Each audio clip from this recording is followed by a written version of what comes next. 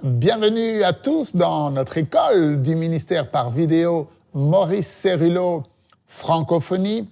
Votre fidélité est précieuse aux yeux de Dieu. Alors, nous continuons notre cours producteur de preuves et dans l'enseignement précédent, nous avons vu que nous devons aller au-delà de la connaissance intellectuelle et que la prophétie pour tous ceux qui suivront ce cours sérieusement est la suivante. Premièrement, votre vie personnelle ne sera plus jamais la même. Deuxièmement, vous saurez comment accomplir les œuvres de Dieu. Et troisièmement, vous entrerez dans une expérience spirituelle qui manifestera la foi et la puissance de Dieu dans et à travers votre vie.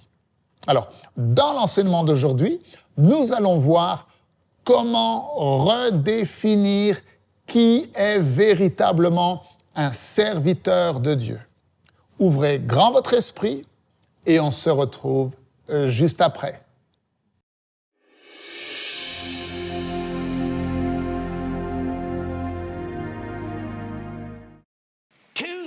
Il y a 2000 ans de cela, cette Église de Jésus-Christ est née.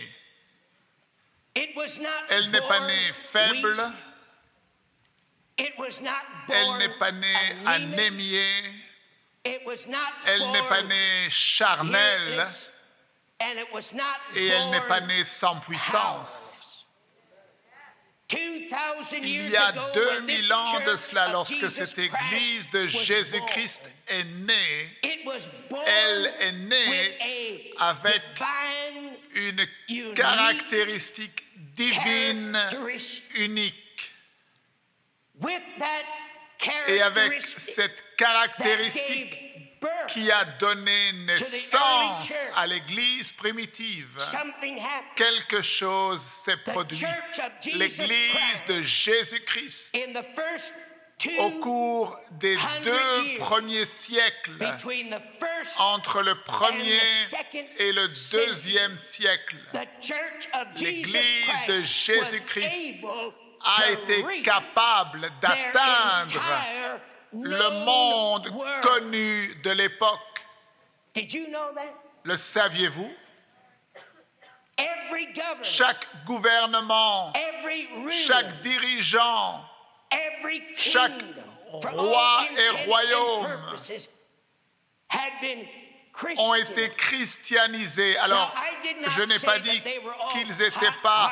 qu'ils étaient tous des chrétiens remplis du Saint-Esprit, guérissant les malades et chassant les démons remplis du Saint-Esprit.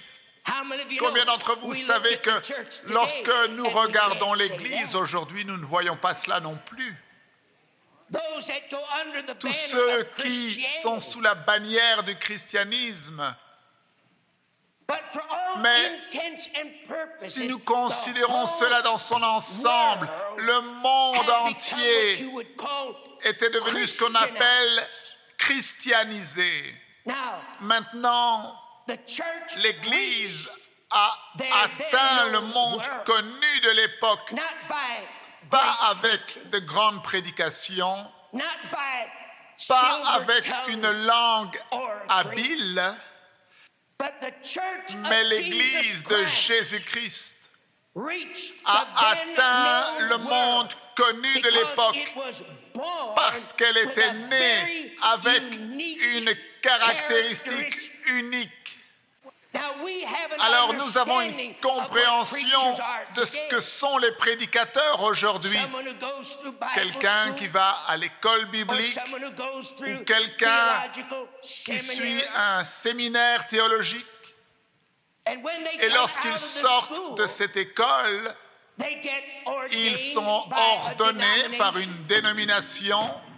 Ils reçoivent une carte qui dit « Vous êtes maintenant serviteur de Dieu ordonné par telle organisation. » Et ils se positionnent, ils prennent leur place derrière ce que j'appelle la moisson, la routine de la moisson, et ils en font une activité habituelle. Et l'Église de Jésus-Christ, le peuple de Dieu, est assis à sa place. Ce sont des observateurs silencieux, semaine après semaine, mois après mois, année après année, s'attendant à ce que cet étudiant en théologie soit le seul instrument que Dieu utilise pour servir le corps de Christ et atteindre le monde. Maintenant, à moins que nous n'ayons une nouvelle interprétation et à moins que nous n'ayons une nouvelle compréhension de ce qu'est véritablement un serviteur de Dieu, il n'y a pas d'espoir pour que nous puissions atteindre ce monde pour Dieu.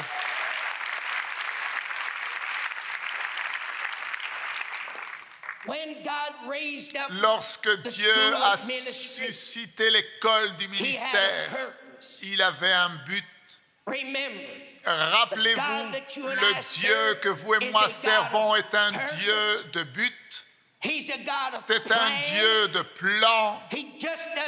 Il ne tire pas au hasard, mais il a un but précis, il a un plan précis, il a un objectif précis.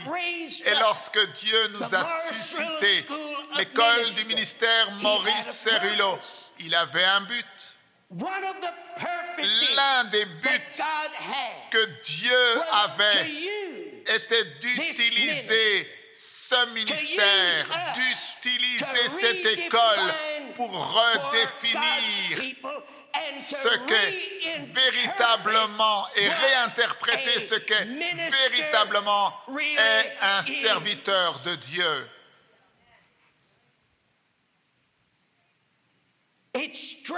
Et c'est étrange que dans cette église primitive qui a été utilisée de façon unique par Dieu, c'est étrange que cette église qui a atteint le monde connu de l'époque ne possédait pas 99% des outils et des instruments que vous et moi possédons aujourd'hui. Quelqu'un me dira, frère Cerullo, comment ont-ils atteint leur monde? Ils n'avaient pas d'avion, mais ils se sont rendus là.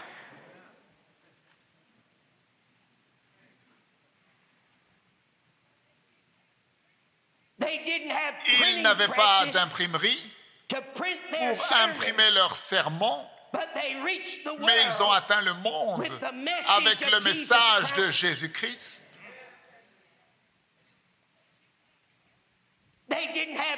Ils n'avaient pas de télévision. Alors vous dites, frère Cerullo, cela veut dire que nous ne sommes pas censés utiliser ces outils? Non, ce n'est pas cela que je veux dire.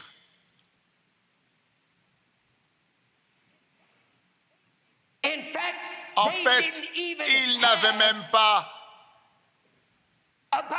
de Bible.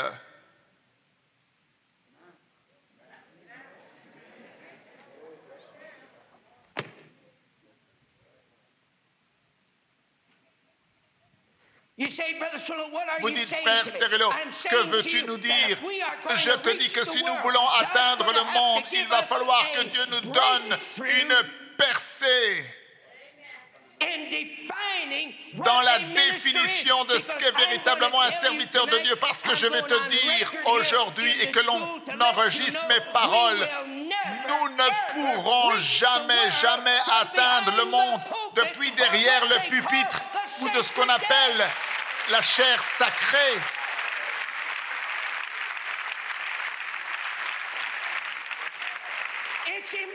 C'est impossible. Saviez-vous que si vous deviez rassembler toutes les églises que nous avons dans le monde aujourd'hui. L'église protestante, catholique et toutes les synagogues israélites, tous les bâtiments d'église.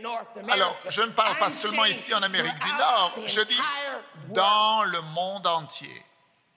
Et si nous devions prendre tous ces bâtiments et que nous retirions de ces bâtiments toutes les chaises et qu'on remplissait tous ces bâtiments d'église dans leur longueur et leur largeur, dans le monde entier, si on remplissait tous ces bâtiments avec des hommes et des femmes se tenant épaule contre épaule, serrés, épaule contre épaule, si on avait enlevé les chaises et qu'on remplissait tous ces bâtiments, toutes les cathédrales, toutes les synagogues, saviez-vous que nous ne pourrions pas mettre davantage que 2% de la population mondiale à l'intérieur de ces bâtiments d'église?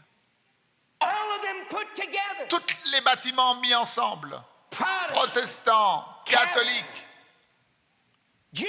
juifs, nous ne pourrions pas rassembler plus de 2% de la population mondiale à l'intérieur de ces bâtiments d'église.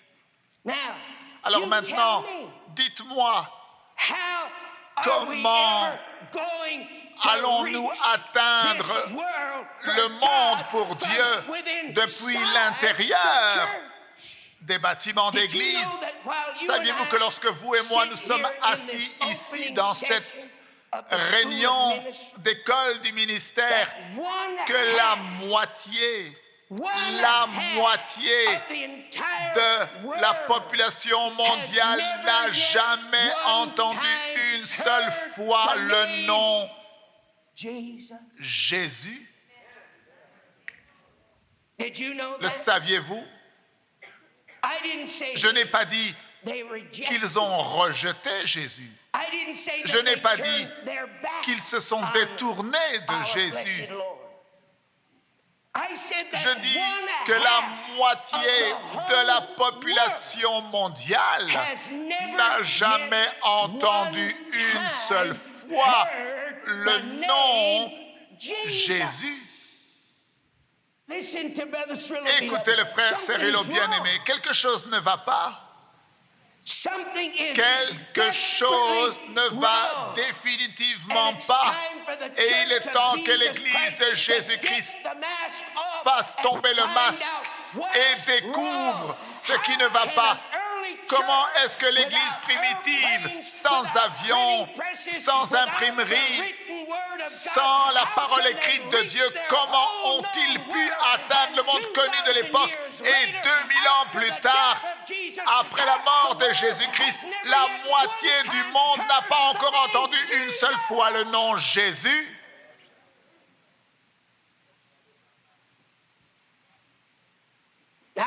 Alors je veux que vous sachiez quelque chose aujourd'hui. Nous n'avons pas peur.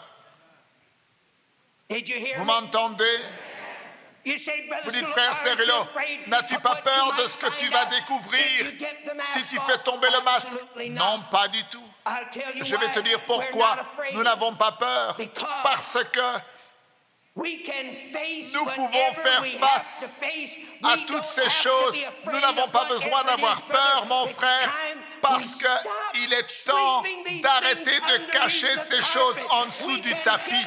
Nous pouvons les dévoiler.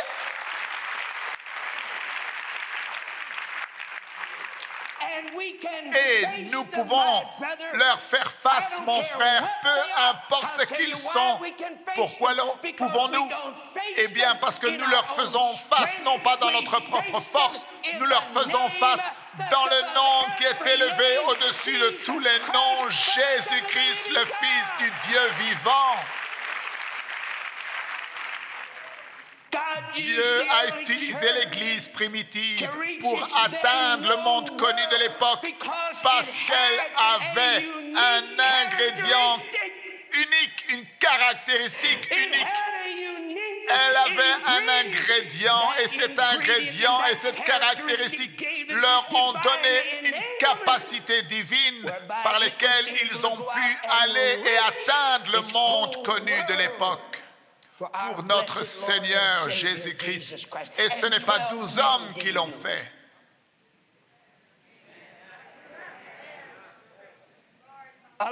Onze apôtres et Paul ne l'ont pas fait. 500 disciples dans la chambre haute ne l'ont pas fait. Mais l'Église primitive a compris le secret de ce que véritablement est un serviteur de Dieu. C'est chaque femme à la maison, c'est chaque docteur, c'est chaque grand-mère, c'est chaque charpentier, c'est chaque ouvrier du bâtiment, c'est chaque homme et chaque femme qui déclare le nom de Jésus-Christ. La parole de Dieu ne s'est pas répandue d'une structure à une autre structure où nous ne pouvons rassembler que 2% de la population mondiale. Mais la parole de Dieu dans l'Église primitive s'est répandue de maison en maison, pas d'apôtre à apôtre, pas de disciple à disciple, mais de maison en maison.